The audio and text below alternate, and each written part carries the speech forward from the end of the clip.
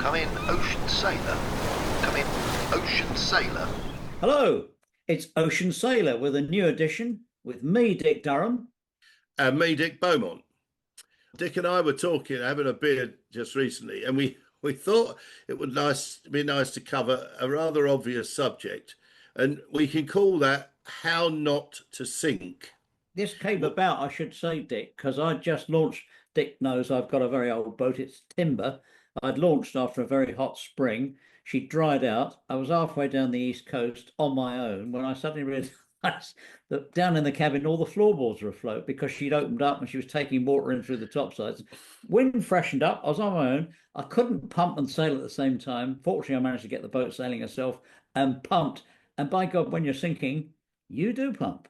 Anyway, And Dick, I've just sailed White Dragon from Turkey to Malta, and on the first day out, I also had, are we sinking? all right. What happened there was on White Dragon and all the Krakens, there is a super high volume bilge pump, and that alarm is set higher than the standard alarm. So you get a bit of water in your bilge, it pumps out. Yes, you should be very concerned if your bilge pumps are regularly going off. But often when you lead a boat after you've done some servicing, there'll be water gets into elements of the bilge as you clean out your sea chest and all those sort of things. And then when you go and sail, that all moves, boat heels, and it all moves into your bilges. And so an alarm will often go off, and you should immediately go and check where and why. But it will normally be, or will often be, a one-off event. But this wasn't that. This is a high water whoop, whoop, whoop. Right? It's really going off. So I ran straight away down into the engine room, just forward of the engine rooms where the high water bilge pump is sited in a Kraken and in White Dragon too. And to my horror, I've got the ultimate issue that we are worried about, and sounds like you've had the same sort of thing, which is the raw water intake to the main engine is pumping 2 inches of water straight into the boat. And that's pretty serious. So that's, for the viewers, that's just happened to both of us. Me after, I don't know, 50 years of sailing, you after 50 years of sailing, this stuff can happen. What actually happened on White Dragon is the heat exchanger system blocked up with calcium, created a back pressure. We regularly change the hoses, fortunately. So every couple of 3 years, we change all the hoses to make sure this happens. So maintenance does figure into this how not to sink article. But now we've got terrific pressure built up, and it literally blew the hose apart. The Jubilees were still intact. The Jubilees or hose clamps on both ends were still intact. Did it actually blow the hose? The hose failed. Yeah, the hose failed.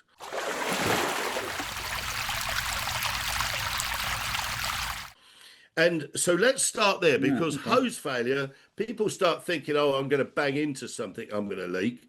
But hose failure is probably the highest likelihood that you've got that your boat is going to take a serious amount of water. Right.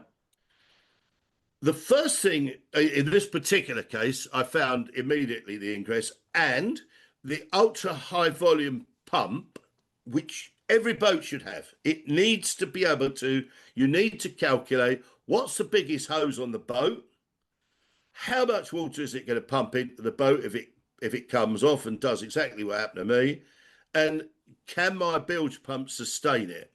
Well, even then, you might not be able to sustain that huge amount of water. It depends on the pressure, and in some cases, it can be the actual engine that's pumping it into you. Wow. Not just, go on it, think about it. Yeah. Well, so you need a bilge pump that's going to cope with that, because what you need at this moment in time is time. You need to keep that water level at a manageable level while you find out what's going wrong. And then you move to the next thing that I'm going to tell you, and you will probably realise, Dick, how not to sink is a key factor in that is make sure your Seacocks are well maintained.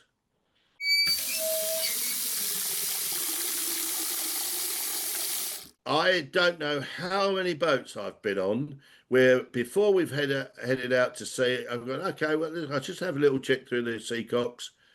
You can't move them. What happens, of course, they get calcium and they get your barnacles and God knows what up them. And, the boat sat in the water for a year. Often, and I know people take the boat out once a year, do the anti-foul, put it back in, don't even check the Seacocks. Very true. You've got to be able to get those Seacocks. They've got to be able to grease them, and they've got to be able to open freely, and that's maintenance. So your second point after hoses and bilge pumps has got to be Seacocks. And here's worth telling the viewers, when you're thinking about your Seacocks, it's easy to think, a nice expensive bronze, not brass, Seacock is the way to go. And until a few years ago it was. I would recommend people to look at the New Zealand brand True Design, which is actually made of a composite material. It is fireproof. I'll bring back onto that one in a second. It is fireproof, but it will never jam. It will never, even with barnacles inside, it won't. You'll still be able to open and close it. I didn't believe that. I will tell you, Dick. We met True Design at a Met show, Right. and it was quite a new product at that time. And I thought, plastic. Well, the guy said, no, it's not plastic. It's composite. I said, well, it's the type of plastic. No, it isn't. It's composite, mate. Okay. Just so okay, it's ceramic composite. Oh, right. Right. So I said, okay, before I'm going to put any of these on our boats, I want one. And I went and stuck it. This is when we were in Hong Kong. I went and stuck it in the marina, left it there for 6 months, took it out, and to my complete amazement, as it was completely barnacled up. Wow. It just opened and closed. And it's flame proof, it's fireproof, I should say. That's a big factor that people don't realise. One, when you've got a fire on board the boat, one of the big reasons that the boat actually sinks as a result of the fire is that the Seacocks heat up so much that they burn out of the boat. And then once they burn out the boat, in comes the water. Fire goes out, sure. But that's because the boat's on the bottom of the sea. Good grief. So, and Never thought of that. no, and here's coming back to the Seacock thing. Make sure they are properly bonded. So I don't mean just to the hull. I mean collected electrically and grounded, because electrolysis will take out a Seacock in a fairly short period of time if you're not careful. But it still applies today as well on glass boats or other constructions. So that's we're not quite done on Seacocks while we're talking about how not to sink, because it's how to connect it. It's got to be a double Jubilee clip. And the Jubilee clip, or I'm calling it a Jubilee clip, it's a brand name, that a hose clamp, must be good quality stainless steel, must have the means of tightening it with a spanner, not just a screwdriver, and must be alternated so that you can get at both sides. If you put one on one way over and then the other one the other way over, and then you can get at both sides. Even then, even good quality stainless, you can't assume they're going to be all right. Check them every year. Check all of you, especially on your big stuff. Those big Jubilee clips will often start to corrode through, and then you need to be replacing them.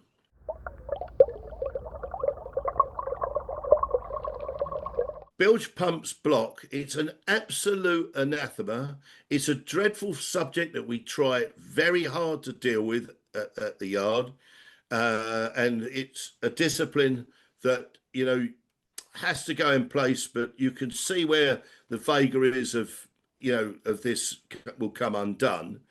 But crap in the bilge, and particularly bloody cable ties, sawdust bilge, it's inevitable. You're going to have it, you're going to have it. On my previous boat, Moon Shadow, which was built a good boatyard, but this stuff falls down. The guy drops it. He can't get it. It's out of reach. It's difficult to do, to really clear out. But be aware that you want to filter over your bilge pump, Yeah. and that every now and again, especially when the boat's new, you're going to go down and have a little fish around there and try and get it out. Yeah. The strum box. Yeah, Yeah. yeah, that's right. So, Yeah. I mean, the principle we're trying to deal with here is sailing is simple. You got to keep the water out and the crew in. It's about where it comes from. But no, I mean, there's a few other things as well in respect of, block bilges and rubbish in the bilges. I'm just looking. I made a. I'm just looking. I made a few notes. While you're thinking, Dick, just on a lighter note for our viewers, when I had an old gaffer many years ago with a very, very deep bilges, and I had a good well pump on it. Kept sucking. What the hell's wrong with it? Got down, strum box.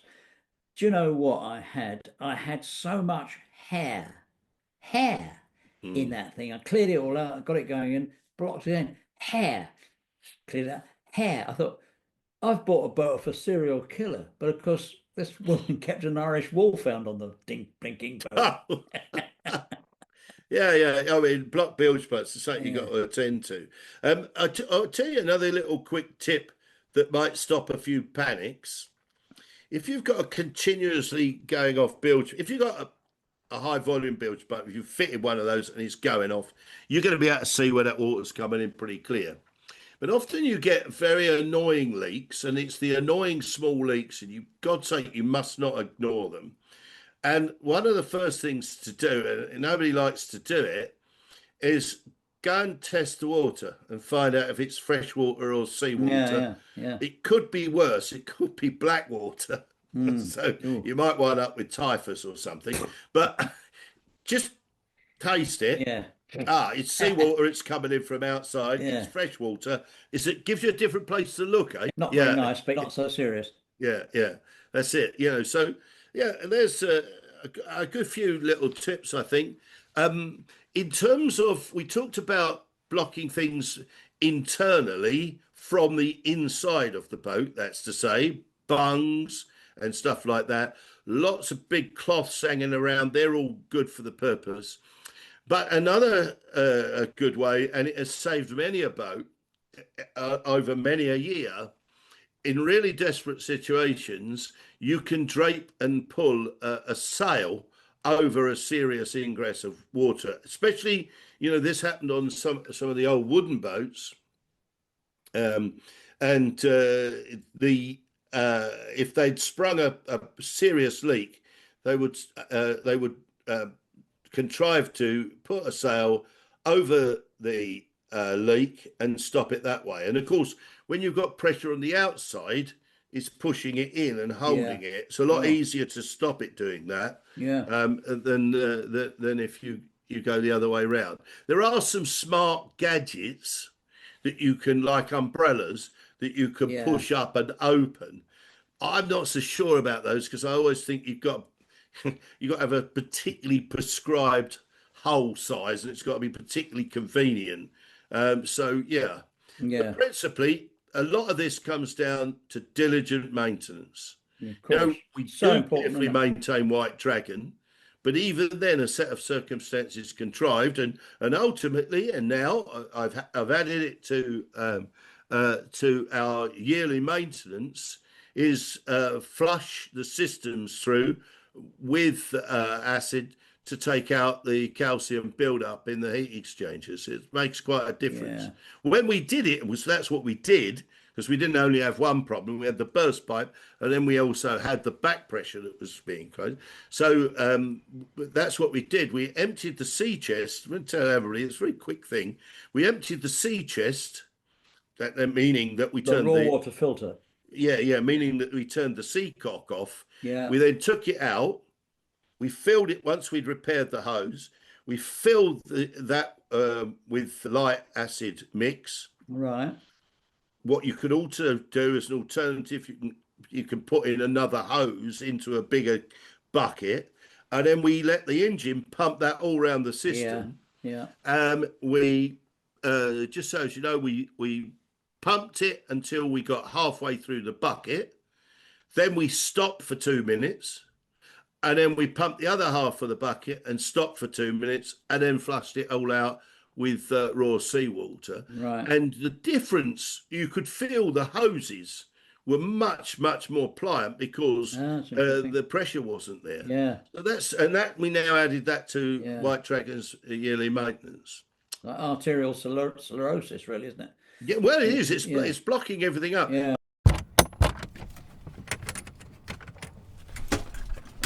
Don't have hatches in the hull.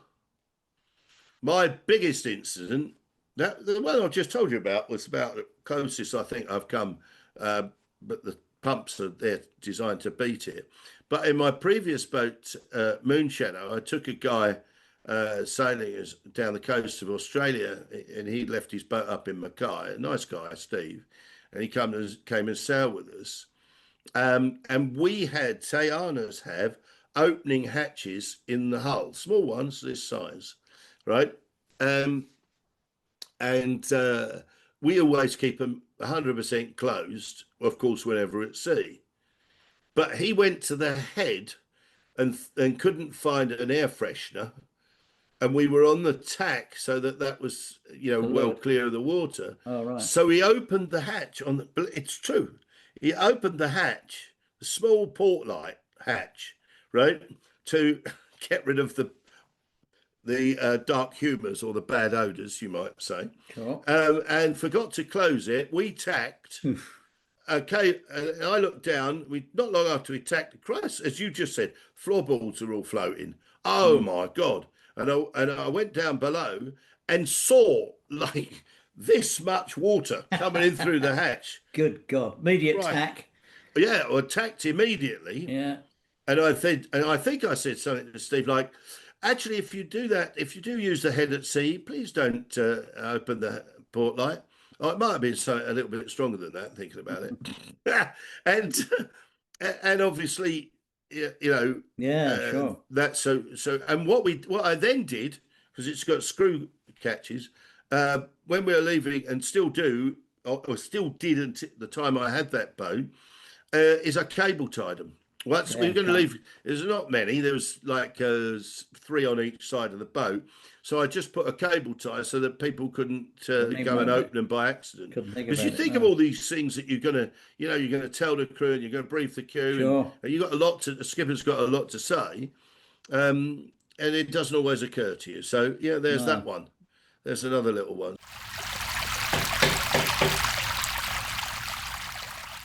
I'll tell you what, Dick, you've got me nervous now. I feel as soon as this is finished, I'm going to dash down to my boat, row out to it, and have a quick look. Yeah. I mean, I tell you something else. I have overlooked it. I tell you something else which is worth mentioning. We got a blown hose, as I said. We're about 20 miles from Bodrum when that happened, and we're out at sea. Okay, first thing we did is switch off the sea chest, so bam, that's eliminated it. Which of course, and it was the main engine, which of course means you now not got an engine. Right. So you're sailing back to, which we did have to do. We got back to the mooring, or back to the anchorage. We went and dropped anchor, and of course it's Saturday morning. Everywhere's closed, so we're now not going to be able to go and get that hose. In fact, we weren't able to get a replacement of that exact hose until we got to Malta. Oh, wow. But what I do, we'll cover this. We're going to do another article about spares and tools. I carry every size hose that there is in that boat, a 1 meter section of it, because you can match them together, and you can actually make them with you. You can make a tapered hose, Okay. And Greg, my crew, is a particularly handy guy. While we were messing around doing some other stuff, he actually built one, a replacement of that same hose, or what did he call it? A Frankenstein version, which he'd put together. We'll put pictures of that up. It's quite interesting. But we had some stainless steel tube, we had some section pipe, and he actually built one. And it didn't go this, because obviously it would just go around the corner from one twist to another. It's a formed hose. It didn't do, we couldn't do that. It went out and round and back, but it did the same job, and it got us to Malta. Oh, So okay. there you go. There are some particularly good things to consider in terms of, materials that you can take and kit. I'll come on to those in a second, but every boat should have a full set of wooden bungs and a decent hammer to bang them in. Yeah. So many boats don't have them. They're no money to buy. And they're part of the standard setup with Kraken, but that's not really the point. Have you got a set of bungs on your boat? Well, I did on the Contessa, and they were actually clipped onto the the skin fittings. Yeah. So you could, if Yeah. it washed, just banged it in. Yeah. On this boat, she's only a little old estuary boat and she dries out most. But you're right, Dick. I'm getting a bit lazy because I am in a bud berth and I dry out a lot. I don't sit on a deep water mooring anymore. Doesn't matter. When I'm sailing, I'm in deep water. No, well, it does. But even sitting at the mooring deck, if the tide comes in and Yeah, all you quite. can see is the top of the mast, you've got I won't appear on Okay, here. go and have a look at that. I mean, no, fair and enough. here's the thing: I will do. I will do. plenty of grease and silicone and all those type of stuff. I was going to ask you that, Dick. Is there a one application grease to have in your kit? Well, marine grease. Yeah, if it's a good marine grease, it wants to be there, and a grease gun. Yeah, fair enough. Yeah, sure. So got it being in a tube, is there? No, There's to be in a grease gun. We cover more on this, but I tell you what, there is. It's two. But it hasn't got to be any grease, or should it be silicone always? Silicone grease? No, it doesn't have to be. Okay. Well, depends where you're going to use it. Yeah, fair Silicone enough. grease is very good, but and it won't break down. It won't wash out. But there's other marine greases. Yeah, fair enough. Okay. Of course, it fits in the engine room. No, it needs to be silicone. You need a heat-proof grease. Oh, right. Okay. All right. But while we're on this subject, there is a plumber's tape that you can buy. It's a kind of a wet. It's a I say wet. It's an oil or grease-soaked tape, cloth tape. Yeah. And it sticks like the proverbial something to a blanket. Okay. And it is really useful. That's If you're really in trouble, you can wrap that stuff around it a few times. I've used it a couple of times, and it's not a permanent fix, but it's a get you home. And this is what we're talking about. Yeah. And there's another product is that called something, Dick, or is it? I can't remember the name of it. Perhaps we'll look it up. Yeah. We'll look it up and try and find it. Is it white? Is it white? No. This was a dreadful brown colour. Right. Okay. I think I know what you mean. Yeah, but it's wide tape, it's thick tape, and it's oil or grease impregnated. It's horrible to use. Yeah. But you really don't care about it at the time you need to use it. And the other great product, you can get it in tubes, is a 2-part epoxy putty. Oh. And that stuff you can mix together and underwater as well. It doesn't require, it's a chemical setting. So it doesn't, it doesn't require, that's a really great product. That's a really great product to have. So there's but we'll cover all of that in one of the following episodes about spares and tools and everything else that we're going to do. So I hope these little tips learned over many oh my god moment over the years. I do hope they help everybody. Yeah, sure. No, you don't. No, it's all good stuff. As you've said, Dick, and you've said it before, so I'll say it this time. The purpose of Ocean Sailor is that we want to be a forum for people to ask questions about going off on their adventures, blue water sailing, call it that, call it passage making, call it living on board, call it world cruising. That's the subject that we know stuff about. I'm not going to tell you about how to win yacht races and all the rest of it. But if you want to know about that, I'm very happy to answer your questions. Just go to the comments section below the video. It doesn't have to be related to that particular episode. Just put a question in the comment section, and we'll pick it up and we'll try and answer your questions as best we can. I wish you fair winds and easy seas.